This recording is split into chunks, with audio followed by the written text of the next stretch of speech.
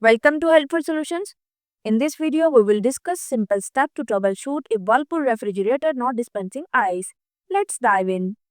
The first step you have to check no ice production. Confirm that ice maker is producing ice.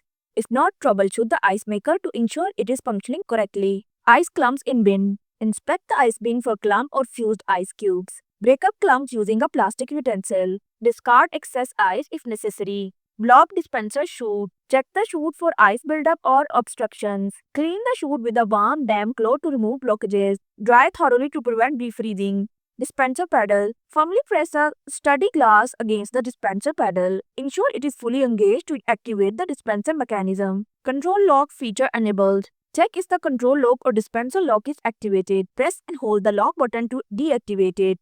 Faulty freezer door switch. Test the freezer door switch for continuity with a multimeter. Replace the switch if it is defective. Broken dispenser actuator. For this purpose, you have to inspect the actuator for physical damage. Replace the actuator if it's broken or not activating the dispenser switches. Defective hour motor. For this purpose, you have to test the hour motor for continuity with the multimeter. Replace the motor if it's defective or not running when powered. Faulty dispenser control board. For this purpose, you have to check the control board if multiple dispenser components are not functioning. Replace the board if it fails continuity or power test. User manual reference needed. Refer to your refrigerator's user manual for model-specific troubleshooting steps and additional guidance. Advanced diagnostic required.